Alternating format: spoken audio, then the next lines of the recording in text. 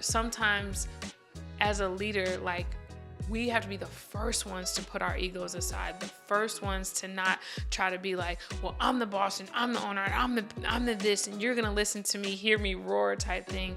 Because I do see that there are people who try to protect themselves, but they're doing it in a way that like creates this bad taste in everybody's mouth.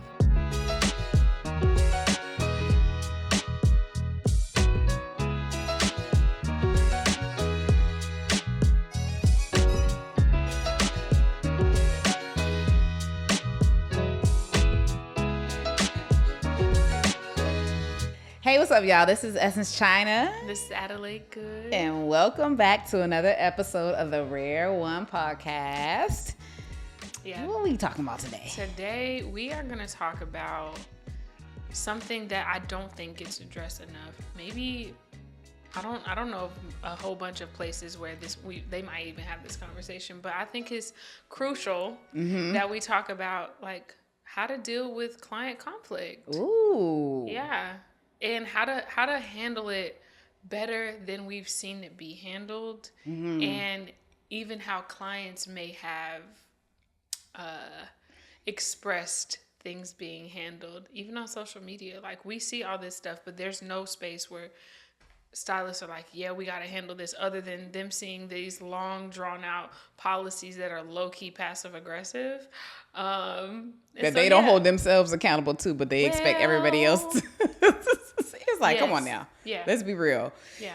Yeah, I think that the one thing in business that I don't think that a lot of people are prepared for, whether they're salon owners and they're managing people or they're just their own personal stylists, is that problems are inevitable. Yeah, they're gonna happen. And so it's the ability to manage those problems that come up in your business that will determine whether you're going to be successful or unsuccessful. When you don't manage problems well and or interactions, conversations, this is what can bring about a bad reputation. Yeah.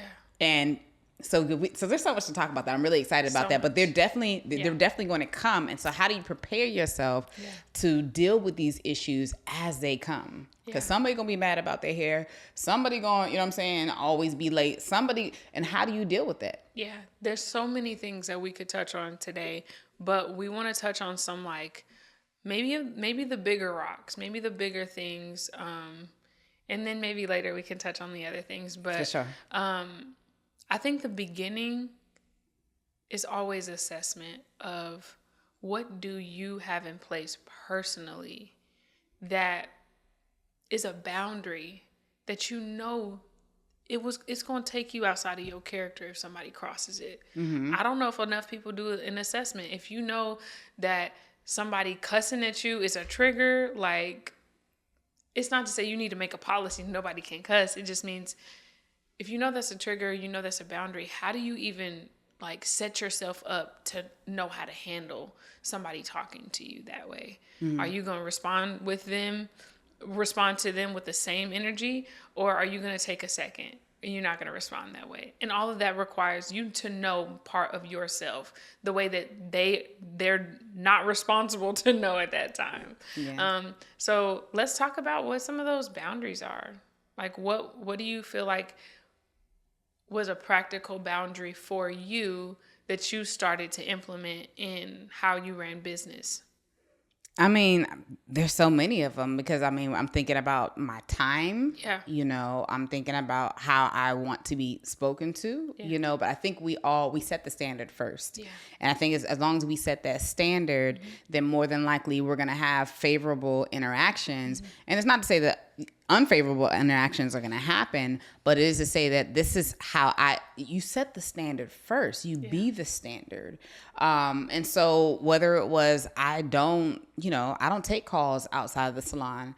I started with a cell phone. And so, we're talking 20 years ago, I was using my cell. I had a pager. My first business card had a pager on it. Sure did. So, I mean, we talk about before cell phones, it was really, a thing. Like, I had a pager. And so I just did not respond to things until it was business hours. And then when I eventually, went into the salon and actually had a salon phone, I didn't allow clients to contact me outside of work hours. And so, obviously there's a time boundary, but, there's There's so many different ones, you know, whether it was just a client asking to get fit in at a time that I just knew that it was going to be impeding on my own personal wellness. Yeah. That's a boundary for me. Boundaries equal protection. So if we think of, like, people, we hear this word all the time. Like, it's everywhere in culture right now. It's everywhere. But I think that if we break it down simply, what are you trying to protect? Is it you're protecting your time? Is it you protecting your environment, your energy, other clients, your peace, dear God, your edges? If you know that you don't operate well in chaos, set a parameter around what that looks like for your space at all times. I'm not about to allow nobody to fight my business. No, you know that's not ever going to happen.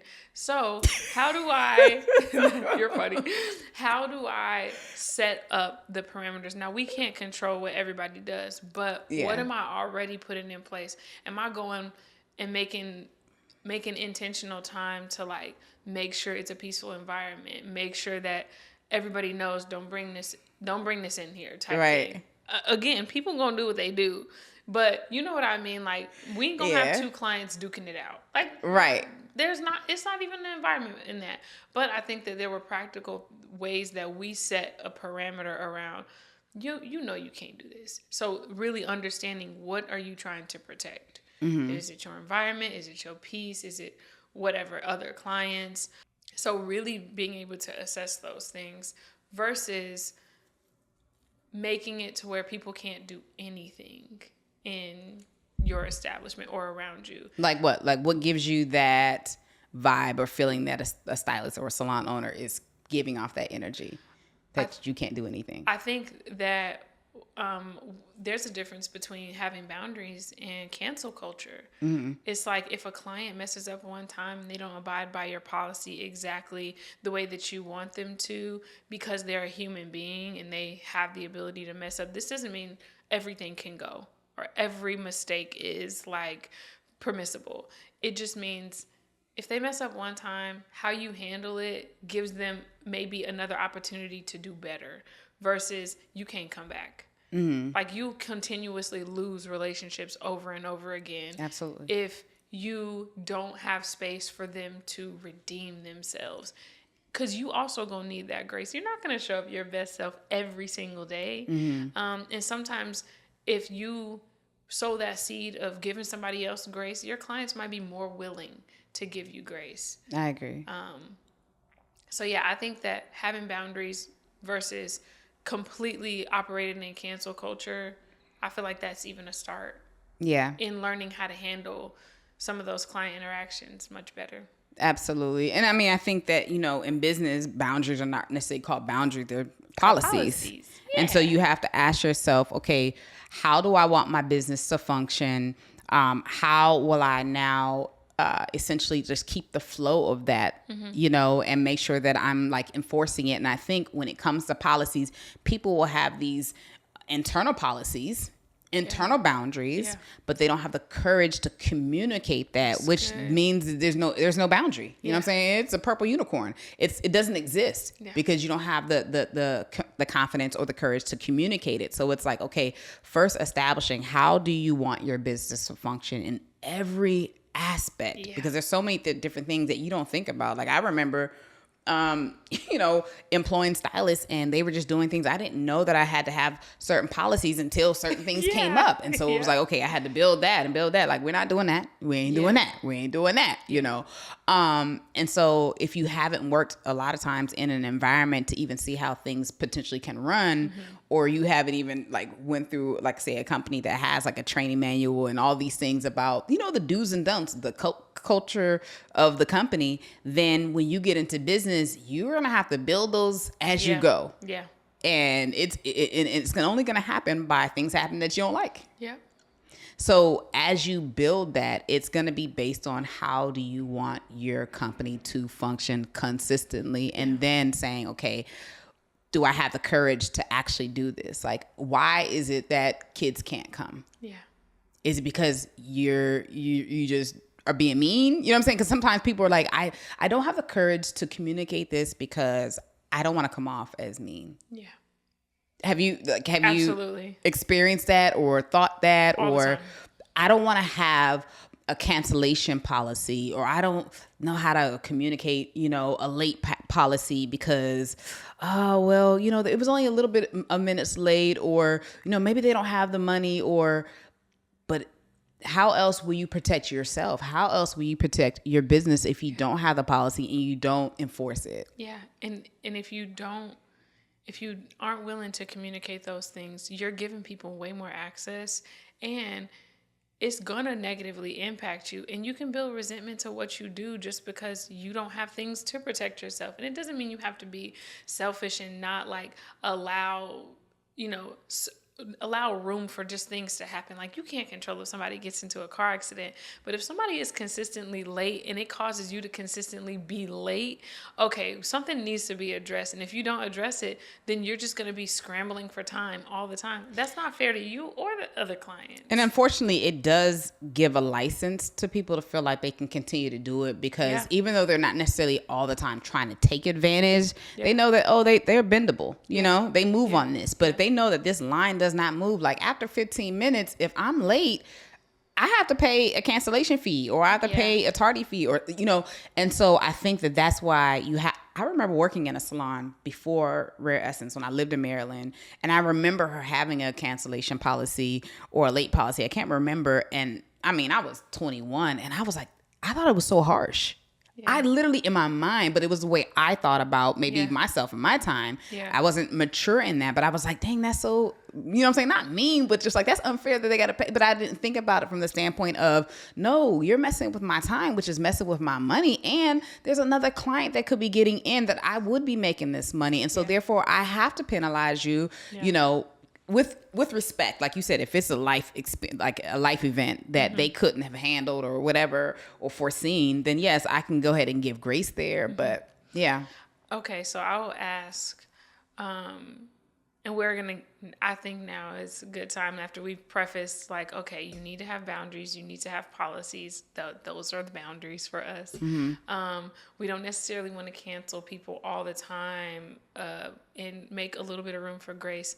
But now when we're actually handling conflicts, let's see how those things like come into play. So I want to ask you, in your 20 years plus of doing hair, can you recall a situation that you handled that was able to demonstrate those things, or not have those things in place and it became bigger than it probably was supposed to? I know there are. I'm like, you put me on the spot. I'm like, what? Sorry. No, you're good. You're good. I mean, I think having other stylists and then not necessarily know what's going on in the chair with that stylist and that client. And then now there's an issue that's going on. And now I got to, obviously have the wisdom to know how to decipher how does that, how do we play this out? And I think a lot of times it's like people, unfortunately, are entitled, or they have this sense of entitlement. And so now, obviously, I think that you first have to hear the client out. Like, I think the very first thing is you have to hear them. They have to have a voice. Yeah. Now, if they're being disrespectful, you know what I mean? That's one thing. But I think that if you're just like already ready to cut them off, and you don't have a heart to even hear them or even put yourself in their shoes, because a lot of times, like I said, I was unaware what's happening at the front desk. I'm with a client. Yeah. You know what I mean? Yeah. And so when somebody says, oh, your front desk person was rude, or you know what I mean? I'm like, I don't even know the interaction. So now I need to hear from them. Yeah. And so I think that was always my first mode, is like, let me hear them out. Let me hear their heart. Not even just what they're saying, but let me hear their heart. Yeah. And then from there, let me find out how I can rectify this, and I think that when I've had issues with, like, if I go to a restaurant or a certain business, it wasn't so much like what happened as much as how did they handle it that made me feel like, I'm gonna come back here, versus I'm never going to give you my business again. Yeah. You know what I mean? Yeah. And so you can't make everybody happy, but I think that dealing with it with just a professional and a heart, I think is really what makes people feel like, oh, okay, they see me and they hear me. Yeah. And I think that when, as a leader in general, when you handle a situation kindly, you're giving the other person, maybe they don't handle it the exact same way that you do, but you're giving the other person even a glimpse of how they might want to be treated if they were in your shoes. And it's not to say that that's always going to be our motivation or always going to be our angle, but I've learned, like, as a leader, like, how I do handle things actually matters. Right. Like, I'm not the person who is being dealt with is not the only person that's going to see it, experience it. My team might be looking at, like, how does she handle this person? If they respond, sometimes as a leader, like, we have to be the first ones to put our egos aside, the first ones to not try to be like, well, I'm the boss and I'm the owner and I'm the this, and you're going to listen to me, hear me roar type thing. Because I do see that there are people who try to protect themselves, but they're doing it in a way that, like, creates this bad taste in everybody's mouth based on one experience. Like, oh, these new stylists, these new, salon owners, they feel entitled, or you better do this or you better do that. Like, that's whole different energy versus, like, okay, how do I build community, have boundaries, be kind, and handle the situation, and know that I can't be as worried with what the response is going to be always, because they're not always going to respond the way you want them to respond, but it's always going to be indicative of what did I do? I can't worry about what did I do? Did I handle this kindly? Was I emotionally aware? Did I emotionally respond? Like, we're gonna get that opportunity. And I think that when we deal with difficult client situations, it genuinely, like, let me check my heart. Let me check, like, did that trigger me? And if you need to take time to assess yourself before you assess the situation, like, do that so you're not responding emotionally. Even if the client is emotional and they're just like, basically, I want you to handle it and handle it now, you can say, I need to take some time and really gather my thoughts to make sure I approach this in a whole different way, so that I'm not, coming back with you with no energy. Yeah. And that's hard. I think the idea is to put out the fire. Yeah. Right? And so you can't fight fire. So it's like, okay, how do I remain calm? How do I remain level-headed in this situation? And I think that what I've learned in time is that as long as I'm staying here, like, they have to either come to where I'm at, or we get to a place where I recognize every client is not our client. Yeah. Every person that comes through the doors and they're attracted to our work and attracted to, the brand, whatever the case may be, just because they want to be here, they may not belong. Yeah. You know what I mean? And so the belonging has to be with, are we respecting each other's boundaries? Yeah. And if we're not, then that just means that, I'm sorry, we're not able to service you. And I think that that's a very hard conversation to have, because now it's like, okay, they're going to blow up, but if they're problematic and they continue to have issues and continue to have, interrupt the business, then you're just doing yourself a disservice. And I think that's where the fear comes in, of, it's either fear of having the conversation or the fear of, like, the aftermath. Yeah. What are they going to tell people? And it's not always going to be true. Yeah. That part is scary, especially for somebody who's, like, newer into that role, Like, I feel like you're more of a vet, like, I already done set up an expectation for people in the community. They know me. But if you're going to take the word of somebody that they have one experience of me, like, that's on them. We know that can't hold. But for somebody who is, like, brand new, I know that was part of my biggest fear in the beginning. It's just like, oh my gosh, I have to try to handle every situation perfectly. And we've definitely had clients that I'm just like, well, we are not a good fit for you. And it was really hard. I wrestled a lot with, you can't come back. Yeah. And how do I communicate it nicely? Like, I try to call you, like, it was maybe the therapist in me. It's just like, let's talk about it. But then it was just like, no, there is no talking about it. There is a line. And if I, as a good leader, don't know that line, I'm not the only one that's going to deal with the consequences. It's not fair to everybody else to have to keep dealing with this. And I'm teaching others to not necessarily deal with it. I remember one particular client I had to fire. I I had recently hired a receptionist, and she actually was like a receptionist and a shampoo tech. I don't know if you remember this scenario. And she was shampooing a client's head that had been a client for years. She actually went from the Glendale location to the Tempe location. And so she's shampooing the girl's hair. And then at the end of the night, this is a new receptionist. She probably had only been working maybe like less than a month. And she was like, that girl, after I shampooed her hair, she gave me a number of 2 stylists that used to work here and said, you need to find out how Essence does business. You remember that? Or did I never share that with you? I don't think you ever. You may have, but. So, I was like, and at this point, I'm like, I know this girl's not lying because she doesn't have knowledge of the people that used to work here. She don't know their names. So it's both of their names with their phone numbers. And I just was like, oh, this girl's messy. Like, what? Like, why would you do that? Yeah.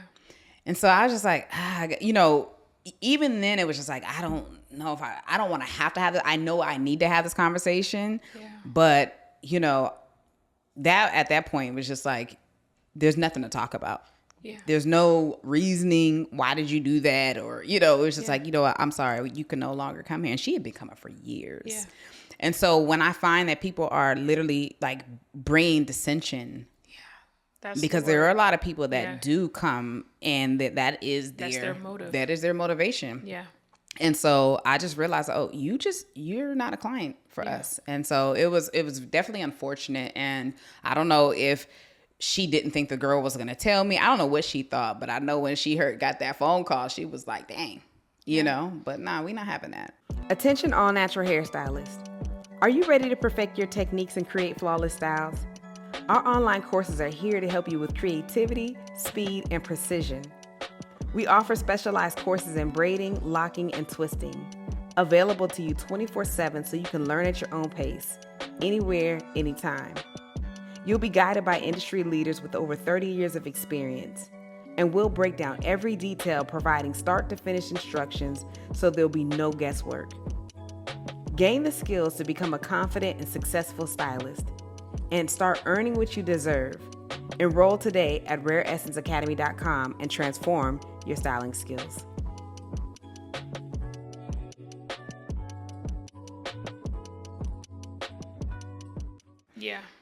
Yeah, we've definitely, we haven't had to do it a whole lot, but knowing when we have to do it, it's not for us to exercise power, it's for us to protect. Yeah. Like you protected us from that messiness, from that dissension, and yourself, because I'm not about to allow nobody to come. That's just like having somebody come over your house and now they causing all this drama. Now they're gossiping and doing all these things. Why am I going to keep letting you come to my house? That's dumb. Yeah. That's dumb. So that was your way of protecting us. And now I feel like as a leader, I'm always looking for how can I best protect my team and best protect the peace of this environment that it does provide to our community. So if that means you cannot come back here as a result of it, I'm just going to say it as nice as I can. Yeah. But it has to be clear. And I think the ultimate thing is people are going to talk regardless. Yeah. And I believe that the truth outlives lies. And so if a person's messy, they're going to be messy wherever they go. Yeah. And so you cannot prevent people talking. Yeah. But all you can do is maintain your own integrity and operate by a standard. Yeah. And I think that that's what really protects you in the end. Like people, I remember, and like you said, we haven't had like a whole lot of issues, but there was one client, I can't even remember what it was. Either he came too late and we just couldn't service him. It was like, you're too late. We're not going to offset another client or even the rest of our day because you're late. If we can fit you in, cool. But if we can't, you have to reschedule. And so I think it was one of those scenarios. This man went on Facebook. Yeah. and told us a new one. You hear me? But it was like, what can you do? I'm not gonna chase that. Like, I'm not gonna get under the comments. It's like, you know what? If that's what the streets want to believe, then that's what they're gonna believe. But I do believe that the brand reputation is so strong that people know that that person just has to be messy. Yeah, and And when you talk about brand reputation being strong, that means that we are super consistent for a long period of time. So it's how consistent are you in communicating with your clients, even the hard things, enforcing certain policy, reminding them of policy, kind of gauging their understanding on the policy. And I think they do have a level of respect when you do enforce that policy. A lot of times clients are like, well, how you going to charge me for being late when I had to wait for you once? Okay, one time waiting for me, usually like we have it in our system to make a concession. We don't want to make a concession, so we going to be on time. Right. You're not sitting and waiting for no hour. If you wait even 20 minutes, 15 to 20 there's a minutes. Grace period. There's a grace period. If you wait 20 minutes, your service is going to be discounted because we honor time that much. Every single time we're going to give you a discount because it's to hold us accountable. Right. And so we're living by the same standard that we're asking you to abide by. Now, sometimes are we going to give you grace if you can't control, you had an accident. But if you woke up late 4 times, you're not managing. No, that's just time. who you are. That's who you are. I can't change that. The policy has to be what it is.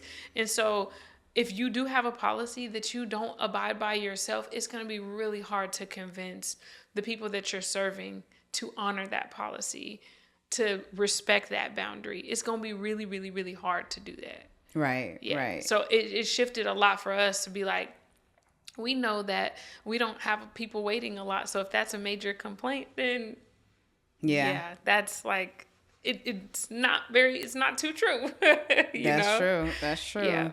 I think that, Yelp and a lot of those types of things has definitely changed the game. And, you're going to have people, again, that are going to complain. But I think that it's just, again, how you handle it. Yeah. And, I think that people just really need to set another standard for how they deal with it, because it's really going to help them grow as a business.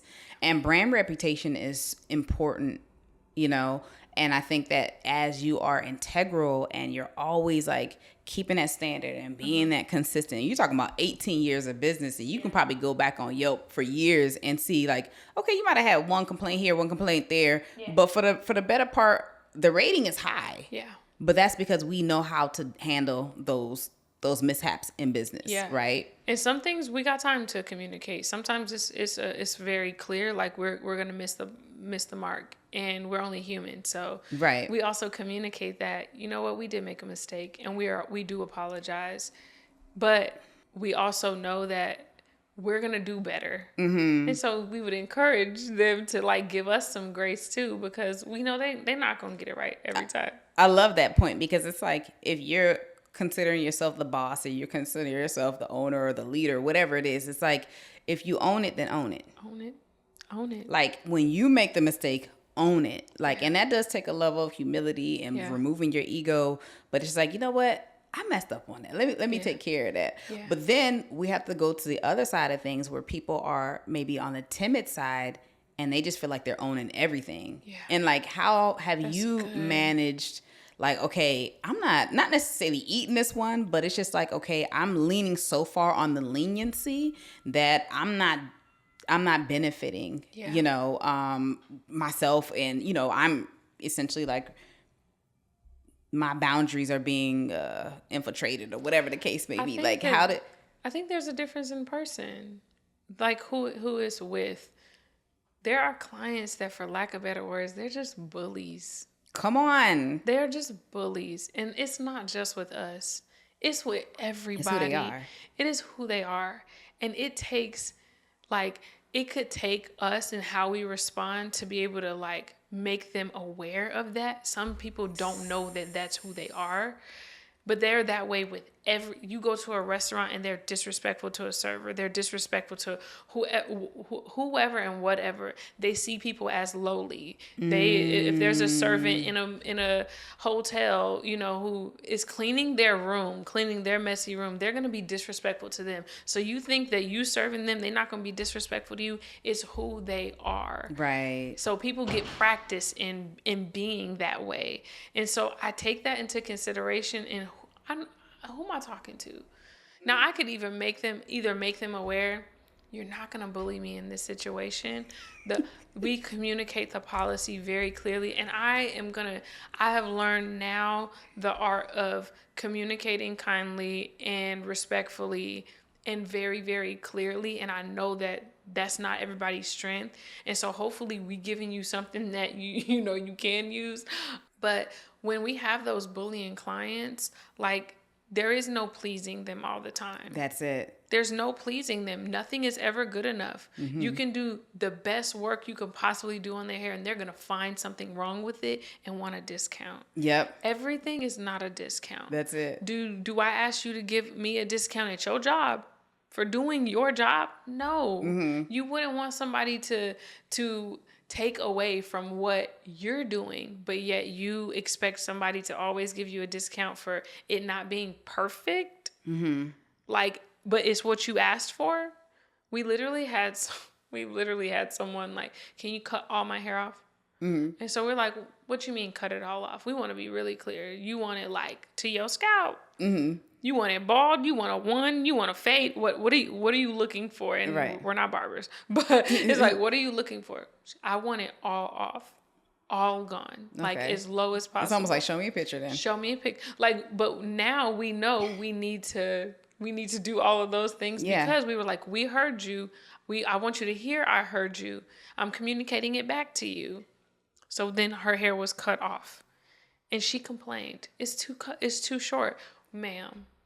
We were very clear what the expectation was. And now you want a discount because we took the time and did exactly what you asked. Mm-hmm. Bullies are attracted to people with no boundaries. Yeah. Oh, that's really good. Yeah.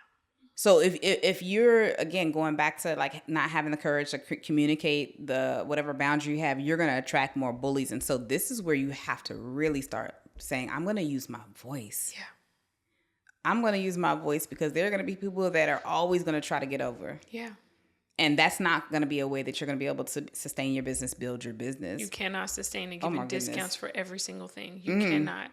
And so if you don't put those things in place where people honor your time, people honor your skill, people honor the time it actually takes to provide that service. Like, you can't come in here talking about you want micro knotless braids and don't want to pay the price for it. Mm-hmm. Like, that doesn't even, it don't make sense. But they'll bully their way into a discount, and you just have to stand 10 toes down, make sure your back is strong and straight, and say what it is. But it puts us in a position as professionals to learn how to communicate. If you don't know how to enforce your policies, get a mentor. Ask somebody who's been doing it to help you learn how to communicate. Especially when I was the first couple years in, I'm like, Essence, I don't know how to communicate this. And she's like, it's not that hard. But she gave me some peace to be able to say, no, this is what we have.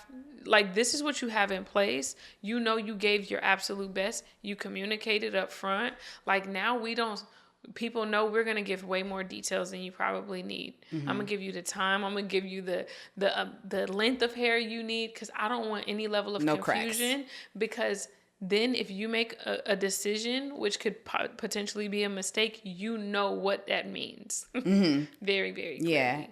And we're absolved of any, like, it's not on us, because we know we've given you everything at that point. That's why even when it comes to communication with the appointments, it's like there's 3 different touches. Yeah.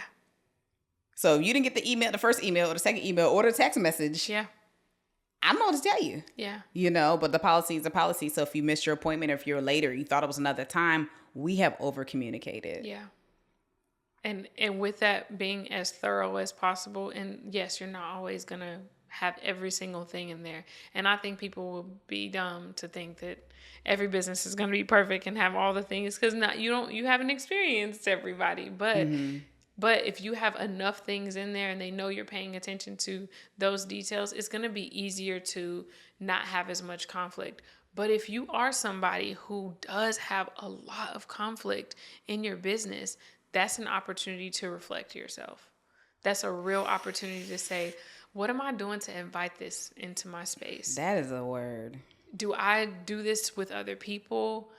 is this comfortable for me? Because unfortunately, chaos and dysfunction is a level of comfort for people. But if you notice, I'm not able to maintain clients.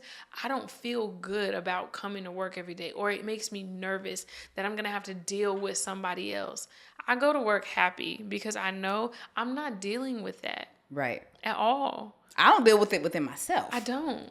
Okay. So I'm definitely not going to like allow somebody that I'm going to invest my time into. Yes, you're going to pay me, but I'm not paying you back with bitterness and frustration. I'm not doing it. Yeah. So if you notice those things about yourself, it's time to like, okay, let me wind it back. What am I allowing? Because that conflict will just keep coming.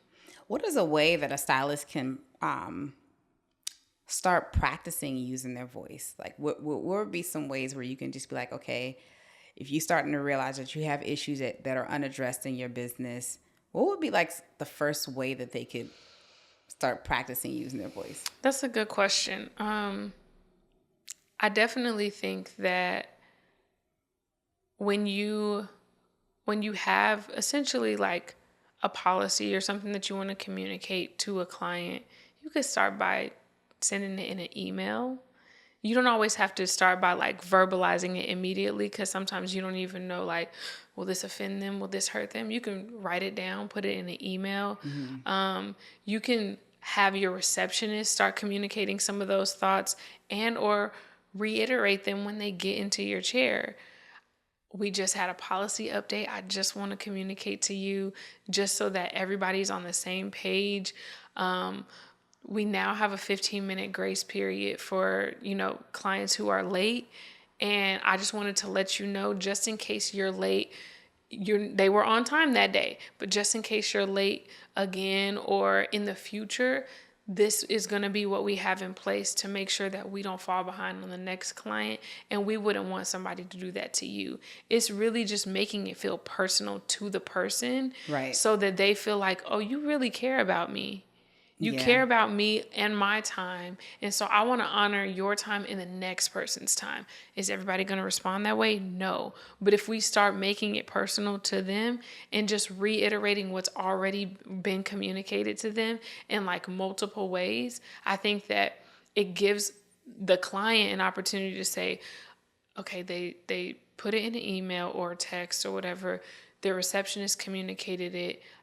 You heard it 3 times. I'm going to communicate it. So you heard it 3 times in 3 different ways. It's really going to be hard for the client to be confused about what I'm trying to say. Yeah. I think having like a standardized way of communicating it is really good too. Yeah. And what I mean by that is like for salon owners who have teams, everybody needs to know what the policy is, and they need to know how to communicate it. Because if one person's saying one thing, another person's like, oh, I don't know. Like, it doesn't show that there's a cohesiveness within the culture. Yeah. And so that's where people can find cracks. Well, oh, somebody such and such told me this. And such.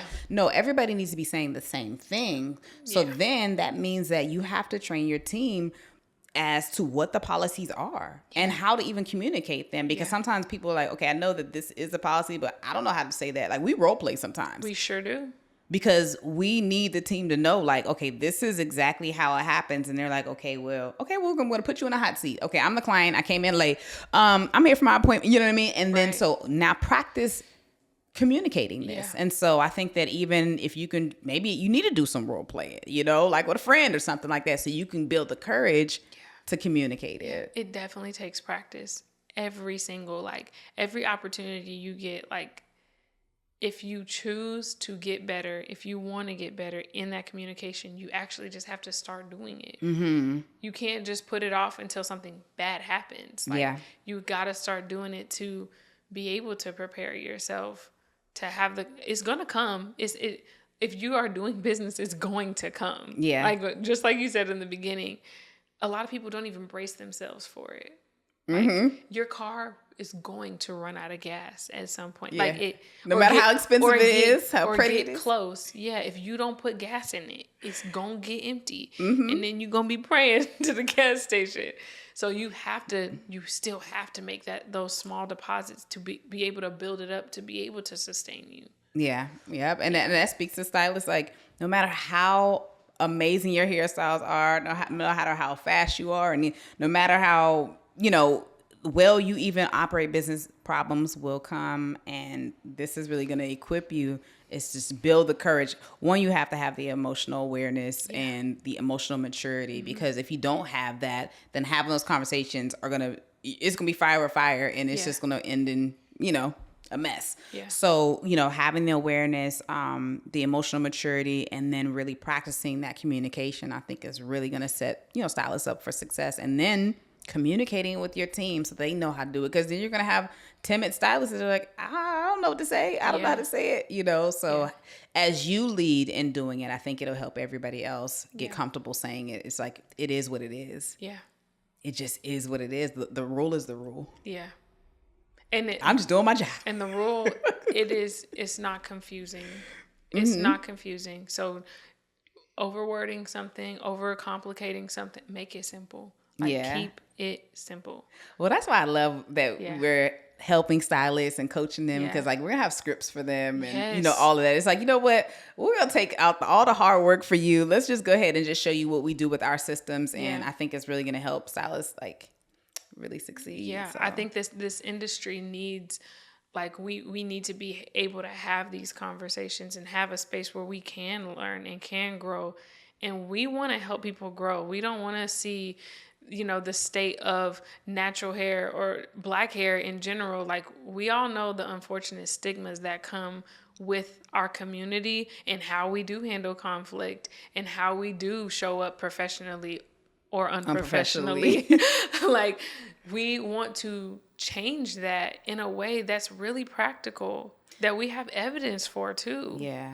And that our community deserves. Get out of my head.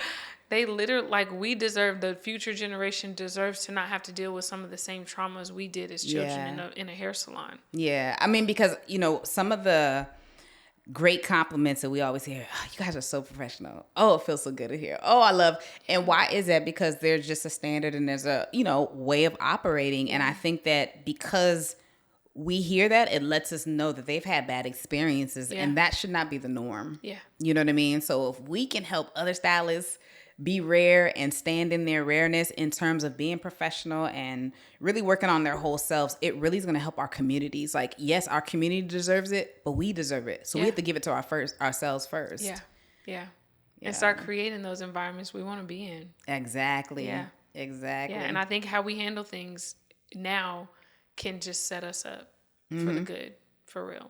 So we hope that was super helpful for y'all. I feel like that would have been really helpful for me in the beginning to know, even though I've seen you do it, it was different being in the position of having to actually have those hard conversations when you weren't right there to force feed what that meant. But I think that this could be really, really helpful, and it can really change the game. Yeah. So we look forward to seeing you on our next episode. Thank you for joining us. We hope that you're doing the work and that you're asking yourself and you're assessing yourself. It's okay, is this something that I can implement in my business, and how can I actually hold myself accountable to implementing it? And you're going to see great rewards from it. Trust me, because it's not about starting it. They always say it's not about getting married. It's about staying married. You know what I'm saying? It's not starting the business. It's okay, you got the business loan, you got the location, you got the equipment, but then it's okay, now you got to go through the journey. Yeah. And so if you can do these things, this is going to help you have longevity and you like to say, perpetuity. Yes. I love that word in the industry. And so we love you all, and we'll see you next time. Bye. Peace. Hey, Rare Stylists, if you are looking to grow in business and you know you need help, we want to help you. Log on to rareessenceacademy.com/coaching if you are ready and serious about growing in business.